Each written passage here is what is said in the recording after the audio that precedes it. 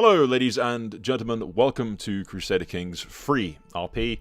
Essentially, we're going to be doing a couple of what-if scenarios, a couple of short stories. And we'll start off with a very old fan theory, which basically consists of what if Robb Stark had a son? The fan theory goes that basically Jane Westerling was pregnant, despite her mother's best efforts. There's some discrepancy in how Catelyn Tully describes the girl, and then how Jaime describes the girl. It might be a bit of a long shot, but hell, we'll assume it's correct. The girl is pregnant with Robb's son, and it falls to the Blackfish, Brynden Tully, ladies and gentlemen, to be an absolute Chad and save his future nephew. Nephews, actually. There's more than one of them. I've decided that there's more than one of them. Now, HBO basically just killed off the Blackfish for reasons. To subvert our expectations, I suppose. In the books, however, as Edmure Tully raises the portcullis for Riverrun and surrenders the castle, the Blackfish dives into the river, swims under the fucking portcullis, and goes down the river swimming away like a fish, escaping the siege of Riverrun and going on the run. That, dear viewer, is the last that we've heard of the Blackfish, but the general theory is, because Edmure has been taken to Castle Rock, Jane Westerling, however, is being escorted by Jaime's men back to the Westerlands. A perfect opportunity for the Blackfish and the Brotherhood Without Banners to swoop in and ambush Jaime's men, freeing Queen Jane from her captors and spiriting her away to freedom. Until news comes a few days later that Rosalind Frey, now Rosalind Tully, Edmure's wife, is being escorted from the twins to go see her husband at Castle Rock. Yet another perfect opportunity, the Blackfish thinks. The girl is pregnant, after all. Edmure's son or daughter, the heir to Riverrun, must be protected. The Blackfish will not let her fall into Lannister hands. He can't quite save his nephew, Edmure, but he can save the girl and her child. So, they spring yet another trap, only this time things go slightly differently. As Rosalind's brother, Robb Stark's former squire, who was loyal to him till the end, throws down his sword and surrenders to the Brotherhood, and Tully specifically, begging him to take his sister and keep her safe. Shortly afterwards, it's discovered that Jane Westerling is pregnant, and the Blackfish has not one, but two unborn relatives to look after. One of which is the rightful king in the north and his liege lord, assuming that the boy can survive infancy. There are enemies all around him. The Riverlands are not safe, and a mud hut is no place to raise the future king. So where can he go? The north? Nah, the north is controlled by the Boltons. The only place that comes to mind that the Blackfish could possibly go is the Vale of Arryn, a place that he knows well. A place where the Blackfish is respected, he has friends, contacts, family. The boy, Robert Arryn, after all, is also related to him. So, arriving in the Vale of Arryn, the Blackfish is surprised to find the Eyrie more or less under siege. Not by an enemy, or some foreign invader, no, the Lords of the Vale are here. The Lords Declarant, led by Lord Royce himself. They seek to overthrow the regency of young Robert Arryn and protect the boy. A deed they will accomplish. Ultimately, for the sake of this video, we won't go into detail about that, but essentially they overthrow Baelish, and Lord Royce declares himself as Regency of the Vale. Agreeing to keep Blackfish and his family safe, Lord Royce swears on his honor and the old gods that the Stark boy and the young Tully heir will come to no harm while in the Vale. And that, ladies and gentlemen, is how we find ourselves playing as the Blackfish, Brynden Tully. The two children masquerading as bastard sons of his own, just to keep them safe, in case anyone asks any questions. The previously thought bastard daughter of Peter Baelish is revealed to, in fact, be Sansa Stark, so Royce and the Blackfish discuss the future. They begin battle plans, a way to reclaim the North for the Starks of Winterfell, and install Robb's son as Lord, if not King as well. However, as the saying goes, men make plans and the gods laugh at them. Aegon Targaryen has invaded. The dragon has returned with fire and blood, and the realm is thrown into chaos once again. In any other instance, House Royce and Tully may well have cursed the return of the dragons, but now, this is an opportunity to be rid of House Lannister once and for all. And, perhaps, secure a future where young Eddard Stark can grow in peace and safety in his family home, where he can reclaim his lands and title. Even if he doesn't get a crown, at least the Blackfish knows that the boy might well live. Family, duty, honor.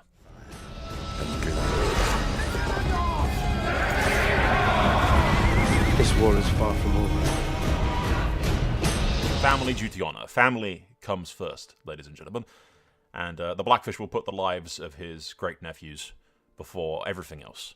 especially a crown. We'll see how it goes, because currently also up in the north, House Bolton have declared themselves kings, and are currently getting the shit beaten out of them by the White Walkers, who are just taking everything. We don't know that in character yet, though. The Boltons haven't said anything about it, they're just getting their asses kicked. Also, for some reason, the White Walkers are naked. Don't ask too many questions. Don't ask too many questions. The Blackfish only has a few men, nothing particularly special, but we'll go down south, join up with the Arryns at Maidenpool, and hopefully make it in time to see some action in the war.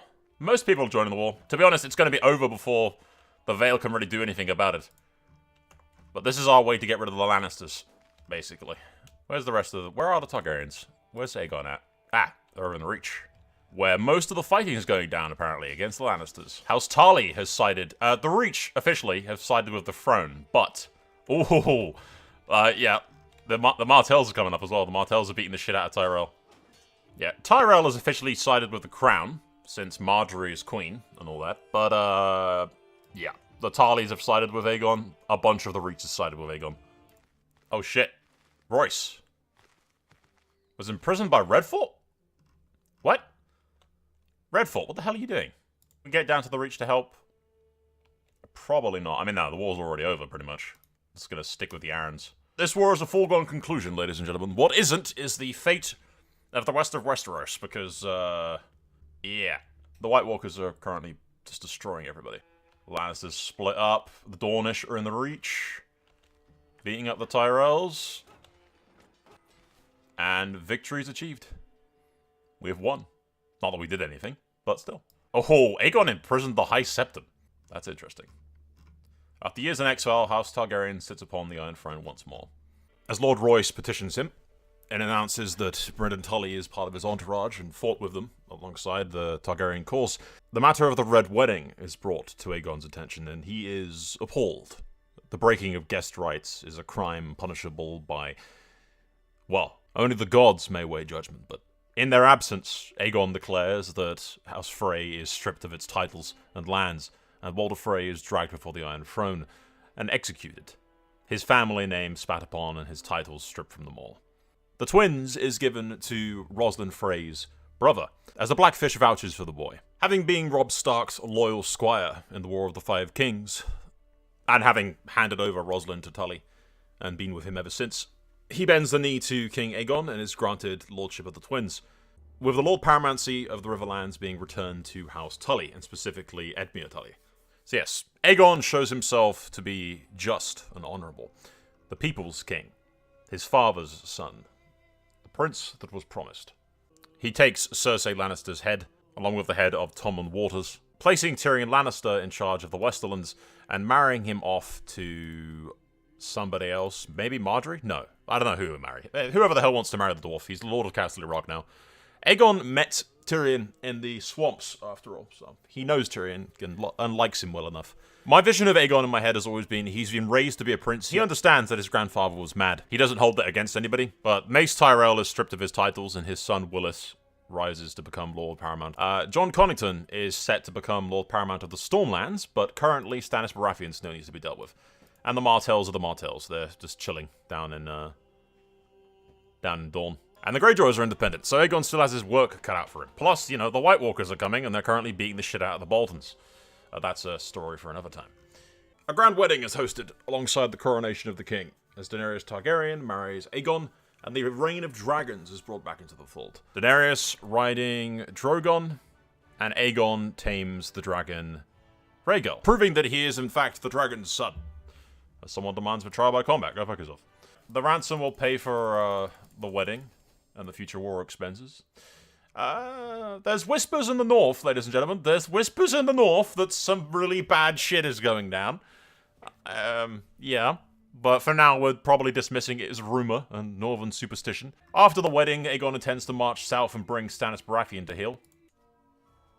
But for now, he's eager to wed his aunt and then do Targaryen things.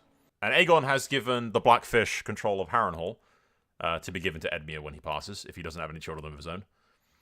Currently, Eddard Stark is with Blackfish at Harrenhal. And Aegon has promised to return the North to the Starks once the Boltons are brought to heel, as the Boltons are complicit in the Red Wedding, and equally deserve as much justice as... Aegon's very big on justice. He believes that he is ruling for the people, that he is... it's his right to rule, not because it's his birthright, but because it's his duty. And he sees the Red Wedding as an atrocity against the very gods and must be brought to justice and all that. So yes, he has vowed to House Tully that he will go north, bring the Boltons to heel, and unify the realm. He will be, you know, the Conqueror reborn. He will heal the realm where his family destroyed it before. Peace will reign. The Baratheons will bend the knee or die. Holy there's a lot of people that's, yeah, so I've got a new mod, which is arguably kind of chaotic, where the AI actually individually rallies up everybody. We've been attacked. As we go to war with Stannis, a new threat lingers in the north, ladies and gentlemen. Everything's going to hell. The long night is upon us. Something dreadful comes from the north of the wall. As far as the realm's concerned, we've marched to war against Baratheon. But, I think we'll start to see some hell. Yeah, up north there's whispers of some pretty bad shit happening. Oh, wait. Mirror's War? Mirror Stone. Really? This is not the time for this, people! This is not the time for this. Who's sided with this bitch? Fucking some of the Vale. But otherwise, nothing. This is a really bad time to be doing that. Oh, there's some shenanigans going on up north, though, lads. Tyrion is up here. And so, actually, well, if Tyrion's up there and he sends word to Aegon that there's, like, undead and shit, Aegon's gonna abandon this and go back home, probably. I mean, if Tyrion sends word that there's White Walkers up north, Aegon's gonna believe him. Regroup his bannermen, abandon the war against Stannis, and ultimately march against the forces of winter. Okay, the forces of Harrenhal take fight, and we go to march with the king, who's marching up north against the White Walkers. I think we might have spent too much time down south. Nobody was taking the threat seriously. Until Tyrion said, holy shit, there's zombies, dude. There's zombies, come back down south. We're making a push, We are making plays, boys. It's kind of hard to tell what the hell's going on because of all the... You can see who's who commanding the armies. If they split up too much, we're screwed. I am basically just sticking with Aegon. Oh god, we're gonna have a battle. It's kicking off. It's kicking off, boys. Yeah, it's kicking off here against this 90,000. This is the... Oh god, it might crash if I even click on this, to be honest. There's so much stuff. Everyone needs to get in here. Everyone. Is that everyone we have? Oh shit, they're flanking us with more men. We are so fucked. Westeros is doomed. Westeros might generally be doomed. Especially because Aegon... Oh shit. What happened? What the fuck happened? Oh shit, they took the Riverlands. They took the fucking Riverlands. What the hell? The war ended. Kinda want to see what happens if the others win and take Westeros. And then, like, Robb's son has to grow up in a world that's literally the Dark Ages. Just the people trying to survive in a world just overrun with the undead. It could be funny. So I kind of want to let the AI... Like, if Aegon loses, Aegon loses. We can't really do much about that. And it's up to the king to win this. How goes the war against Baratheon? Is he still fighting that? I imagine so. Stannis is just being a massive dick about this.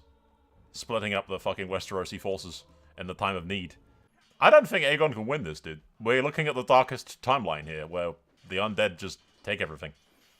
And Robb Stark's kid grows up in a world that's controlled by the undead hordes. He's just an adventurer that wanders around the place and then tries to reclaim his homeland, you know? Can we get more troops in here in time to help these lads? Come on, turn the tide, turn the tide, turn the tide, turn the tide! Yes! It's a shame about that battle map thing, but yeah, there's another win. We are actually winning! Holy hell, we're winning. We're beating them back, boys. There is hope. Hope yet remains. We can do this. I think. Probably not, but still, we can do this.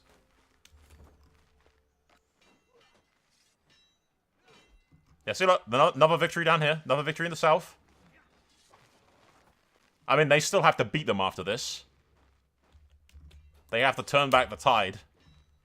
And beat back the undead after they push them back from this attempt, but...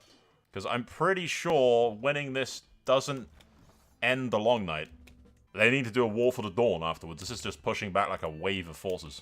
Gotta get rid of this mod. This sub-mod is broken as hell. It's supposed to be like a detailed accountant of the battle, but there's too much stuff going on. Brennan Tully's getting old. Will he live to see his grandniece and nephews live, I wonder? Haraway is done. Blind from age. Damn. Brendan's blind.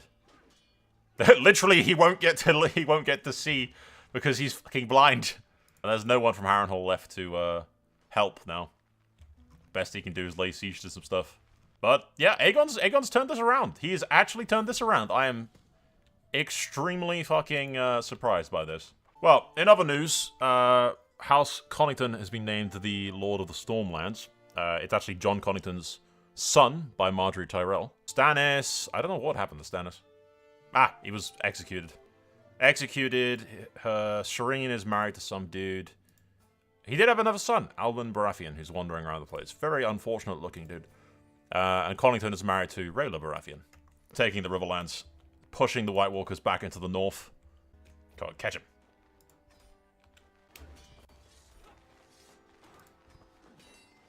I can't do that scream. Ah, it's too much lag. Are we fucking losing? Because it didn't put the fucking king in charge. It put Ashford in charge. I fucking hate it when it does that. Allies! I need more people. God damn it. Invalidated. Oh, he died? Oh. I was incinerated by Drogon. Dany, atta girl. Oh shit, Dany! She ended it. Fuck. Drogon swept down and burnt the fucking Night King with a dragon. The others are gone. Driven back by whatever dark corners the world spawned them, and the realm stood free of their icy shadow at last. Fields laid scorched, and villages were empty where the dead had walked, yet men rebuild, as they always have. The first hint of spring was here after a brutal winter. Hopeful voices speak of peace, of unity forged in shared terror. But deep in the bones of the old houses and the glances of the High Lords, there lingered a fear that the alliances bound in fire and ice would fray and snap with the Great War now over. For men have been spared from the dead, yes, but men had always been their own worst enemy. The alliances of the Great War will surely last. Holy hell, Dany just fucking ended it. Dany just fucking ended it. She swept the fuck in, and the girl fucking ended it. Incinerated by Dragonfire, incinerated by Dragonfire, incinerated by Dragonfire. Holy shit. Daenerys is the prince that was promised. Aegon thought it was him, but nope. He's just banging the prince that was promised. Kinda gay, if you ask me. I mean, fucking Rhaegal killed his fair share of thing, but yeah, Daenerys just ended the war. Right there, on the fields of Darry, she just ended the fucking war. The survivors of the war need to bend the knee. The north will be resettled. And, yeah, we'll pick up the pieces. Fuck. Damn, Dany. Atta girl. And so, ladies and gentlemen, the lone wolf, Eddard Stark, is returned to Winterfell. Growing up there, under the regency of his aunt, Sansa, who is married to a lowborn nobody, and has 2 children of her own, Theon Stark and Eddard Stark. I guess Sansa's arrogance has made her name... We now have 2 Eddards. Fuck you. His tutor, and the man who raised him, the only father that he ever knew, was the Blackfish Tully, who has unfortunately passed very recently. Dying of old age, a blind man, he lived long enough for the boy to be about 8, 9, or 10-ish. I think he was 10. He lived at least long enough to die content in the fact that the boy who was basically like a son to him has gone on to live. He will grow up. He will survive. He may not be king in the north, but he's alive. And that's the best that Brendan could have hoped for, really.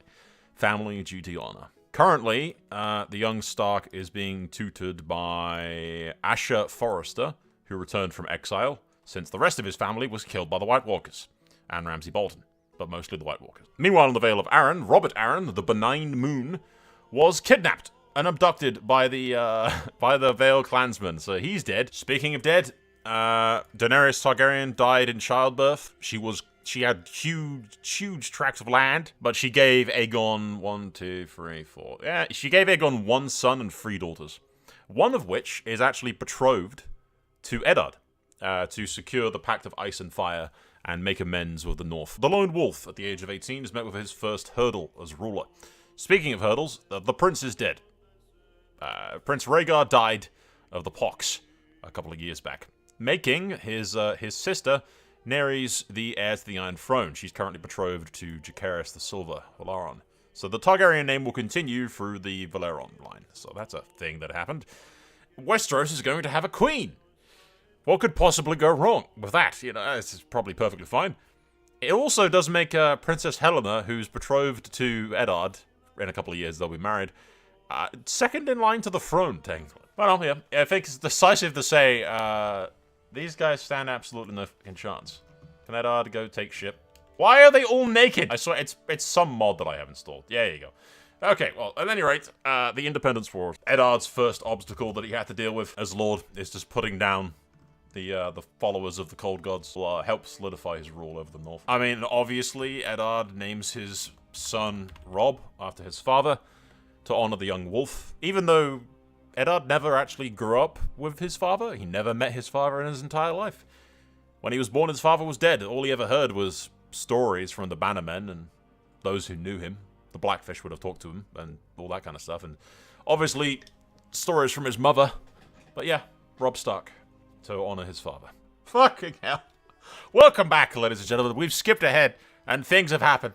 My daughter, Sansa, was betrothed to the heir to Riverrun, future Lord Paramount of the... She didn't want to get married, so I told her no, and we argued.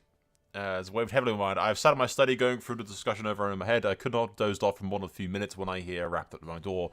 I jolt forward, hoping to see Sansa's face on the other side. Instead, I'm greeted by a guard, whose face is twisted indistinguishably. Is it pain, horror, disbelief? The guard enters, and the story bursts forth like a flood, overrunning a levee. Your daughter, my lord, she was so upset about the engagement, about your neglect. She went into... neglect? Okay, that's a bit fucking forward for this guard. Let's kill the guard. She went into town to drown her sorrows, and she's dead. She died in a horse riding accident. Fuck. God damn it. Okay, well. Who wants to meet the rest of the Stark family? Well, wait, who was that? Sansa. Who was Sansa betrothed to? That was my youngest. Fuck me. I wasn't the eldest. I'm sorry, no, she was. Maybe the guard was right about the neglect. I'm forgetting which daughters are which. It's not my fault, okay? I have like 16 of them. My eldest son, Robb, who has a streak of the Targaryen Valyrian hair in him, is married currently to Princess Sarah, the Smouldering Flame, that is the daughter to the Queen, since King Aegon has passed away. Literally 5 seconds ago, King Aegon passed away of a green fever. Leaving the Queen in charge, my sister-in-law. She only has daughters as well, so we're going to have 2 queens in a row with Princess Rhae, who's betrothed to a Valeron. She died this one died to complications due to inbreeding. This one vanished, and then that one vanished. The Targaryens have a history of vanishing, apparently. But yeah, I have 2 sons and about 1 billion daughters. My only sons... Actually, I have 3. No, sorry, crap. They were right about the neglect. That guard was right about the neglect. Hey, I actually had a son, finally, with proper Valyrian traits. I mean, Willem kind of does have them, but he's more blonde than he is actually full-on Valyrian looking. So, this one, honestly, I'm gonna let... Yeah, I'll let Helena name it after the late King Aegon. Aegon Stark. No.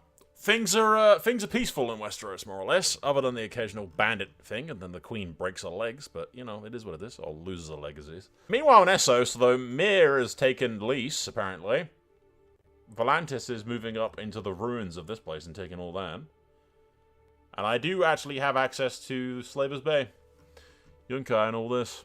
But yeah, this is the issue with Crusader Kings. Even with a woman in charge, ladies and gentlemen, even with a one-legged, scarred, burned, barren woman, who has a dragon, so, you know, she'd kill me for saying any of this. But yeah, even with this, there's nothing happening. Nothing is happening. The Seven Kingdoms is peaceful. That's sweaty. It's not ruined perfectly good tracts of land by putting a cloak on. No. But yeah, no, I'm just skipping past, leaving it on max speed, and nothing is happening. And this is with like the unstable realm settings installed, so it does more factions and all that kind of stuff. It's still, yeah, nothing happening. Okay, ladies and gentlemen, we have skipped ahead a little bit. Currently playing as, if it would ever load, Jesus, Robb the Red Wolf. With the passing of the late Lord Eddard, of old age, nonetheless, at 63. His wife's still around. She's still a badass.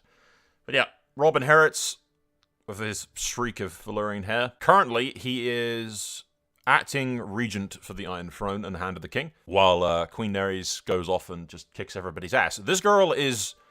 She's got one leg scarred, she's burned, she's severely injured, but she is still alive, and she's been like this for ages. She just refuses to die. At 63, she refuses to die. I suppose you don't need 2 legs in order to ride a dragon.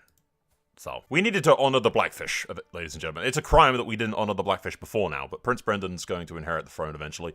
He is married to another Targaryen girl, the daughter of, like, the daughter of the heir to the throne. And they have a son, Torrhen Stark, who's beautiful and intelligent. So yeah, the line of Starks is looking pretty good, all things considered. Willem White Wolf is, wait, what? He's the Lord of, how did that happen? I have no idea how this happened, but he is in fact the Lord of High, yeah, what? What? My boy. Okay. I think, yeah, he must have been serving in the Queen's court. Massey rebelled against the throne at some point. I didn't even realize. Or, I guess, not rebelled, did something to cause the Queen to arrest them, and then she gave Willem land, made him a High Lord. Okay, that's a future cadet branch to make. I'm proud of the boy. I wasn't even paying attention to him. It kind of makes sense. We're very closely tied to the Targaryens. Willem is a lord in his own right now, in the Crown Lands, serving in the south. Catelyn's betrothed to a half-naked Cassell dude in White Harbor. Diana is married to Tarly's heir.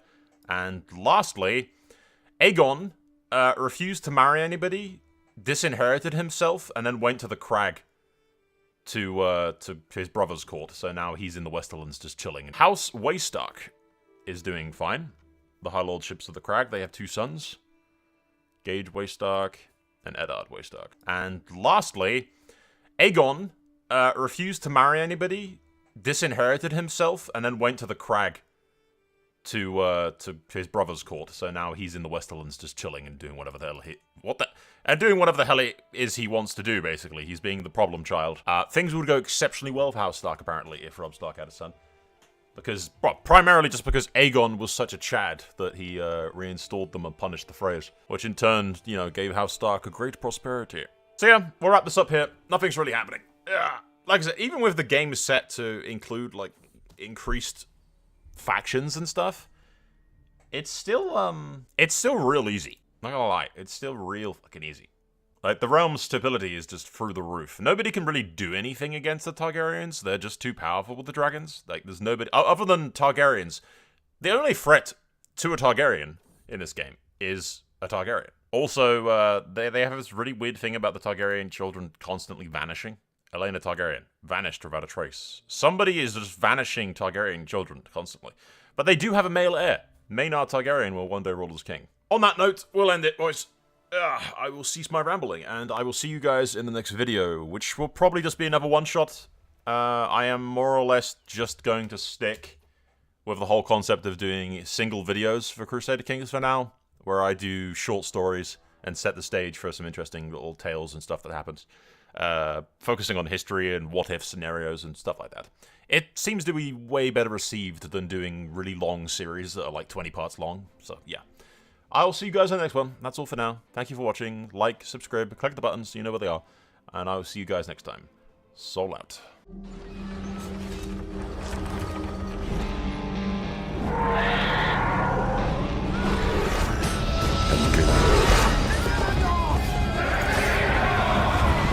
This war is far from over.